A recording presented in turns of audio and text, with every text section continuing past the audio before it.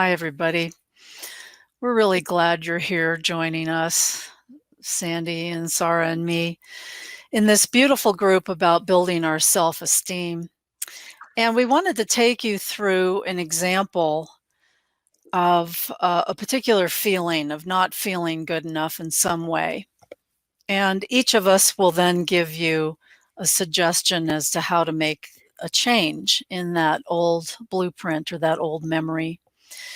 So you may be watching this live. You may be watching this in the units tab where all our beautiful videos go to serve you later.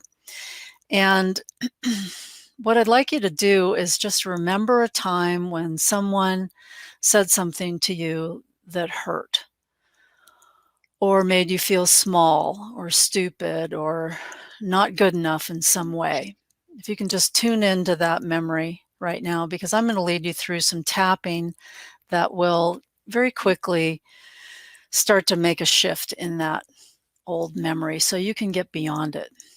So if you have that memory, the next step is to bring up the feeling that you had, that person created when they said you're not this or that. What was the feeling? One of sadness, of rejection, of forlornness, just not good enough in some way, made less than.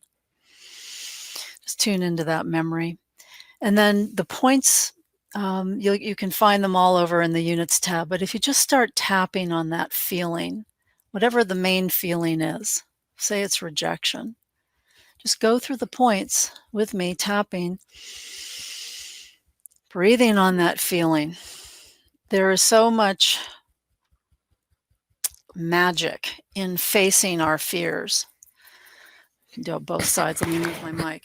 Under the eyes, that feeling of rejection, just facing the fear, this dissolves it. Tapping dissolves it. Under the nose, feeling of rejection or whatever it is for you.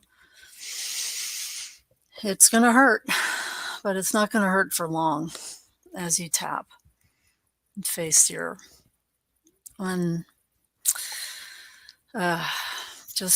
uncomfortable feeling. Under the collarbones, that feeling of rejection. Under the arms, tapping, that tapping. Under the chest, on the torso, your feeling of rejection.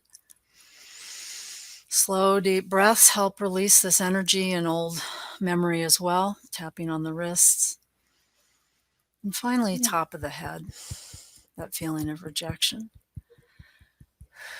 So it's going to take a few rounds, but if you're committed to getting beyond that feeling of rejection, tap a few more times till you can start to breathe more freely. It does start to melt away.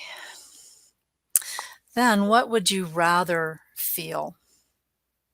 What would you rather feel? Probably people throw barbs all the time, and can we still remain strong and confident in who we are?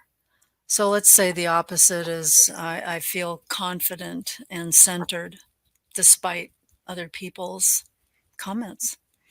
I feel confident and centered. Whatever is authentic for you.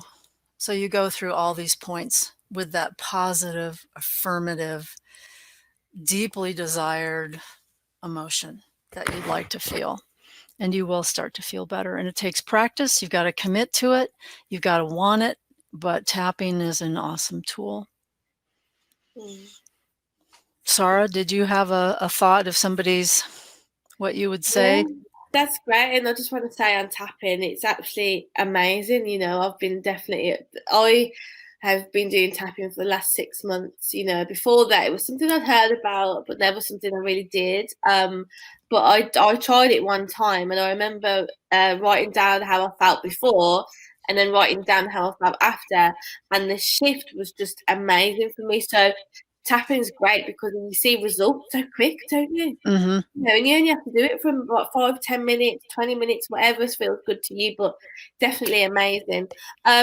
In terms of not feeling good enough, I mean, who hasn't felt this at some point in their life. I think it's something that everybody has felt at some point. And I think the thing to look at with kind of this kind of deep core belief is looking at, okay, where did it come from? And this means that you may have to do a bit of soul searching and really going inwards and asking yourself deep questions to get these answers. But what was the earliest memory that you didn't feel good enough? That's awesome to go there, yeah. Yeah, what was the earliest memory? What was it? Where were you? What happened? What feelings came up for you? Who was there? And when did you start to believe this belief to be true? And for me, going inwards and doing soul searching and looking at these kind of, different situations which I remembered, which have caused me pain, have been kind of, moments in my journey where I'm able to look at them and then give it a different meaning. And I know that's easier said than done, but we basically can, even though somebody can say something to us which causes us pain, we can choose to give it a different meaning at any time. And if we choose to give it an empowered meaning, what that person said to me wasn't a reflection of me, it was a reflection of them. But for these years, I've took it so personal against me, and it never was anything to do with me. So now I'm going to let go of that. I'm going to release that. And one of the affirmations that I actually put on my wall is, I don't have to be anything for anyone. Wow. And that affirmation really grounds me, because it's like it centers me into I am enough, with or without a business, with or without this, with or without that. I'm enough. I don't have to be anything for anyone. And really writing these affirmations down, so powerful like that, as long as they're personal to you and they mean something to you. If you're reading them and focusing on them every day, it's going to shift your energy and your mindset. So definitely try that out if you haven't already, because it will really help you. Yes, that's beautiful. Thank you. Lovely. Well, I'd like to kind of take what Sara said a little deeper, because I believe that someone set that thought in your mind when they said something to you. And I know both of you have heard me talk about your inner gremlin so many times over the last year, but but it's valuable. Yeah. When people say things to you and it hurts your feelings or it makes you feel not good enough, then you have to determine who your inner gremlin is and why you feel that way. So I would take them through the exercise of, drawing out their gremlin and actually have them draw a picture of who their gremlin looks like, what that gremlin said to them to make them feel that, because those thoughts are triggered by something when someone else says something to us, and it reminds us of our gremlin. And once you identify your gremlin, look at the features and ask what they mean. Like, are there big piercing eyes that judge you? Are there, do they have big arms that hold you back? There's a symbolic meaning in everything in your gremlin. And then you have to tell them to get the hell out of your head. You go through the process of drawing it out. You're determining who it is. And it could have been anyone. It could have been an authority figure like mom, dad, aunt, uncle, teacher, boss. Could it be a combination of them? It could be. But you have to understand there may be more than one.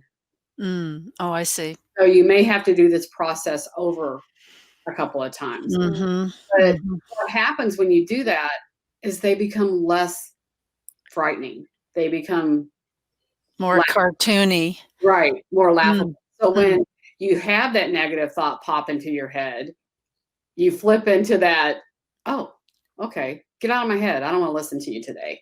And you start replacing it with, like Sara said, positive things. Because, we've all been told, oh, you can't do that. That means they can't do that. They can't imagine doing that. Well, exactly. Forget that. I'm going to try. Yeah. Bullies and narcissists are all about themselves. If they're bullying you and telling you that you can't do something, that you're not smart enough, they're just trying to take your power away because they feel powerless already. So challenge the thoughts and challenge your gremlin. Flip them to a positive. and tap it out. That's Yeah. all you got to do to get rid Yeah. of negative Exactly. thoughts. And repetition, keep doing it. Keep doing it. Repetition is so much power. It's Yeah. not good to just do it once or twice. Mhm. Being aware and observing your mindset, observing your feelings, observing what comes up. Repetition, challenge, reframe, and awareness. And tap Beautiful. away. Yeah. Tap away. Tap away. Yeah. Really and truly. That's Yeah. perfect. That's so great. And please just remember to check out the units tab, because there's an ever building library of very valuable information there. So again, if we can help you, please reach out. And thanks for joining us today. See you next time. Bye-bye.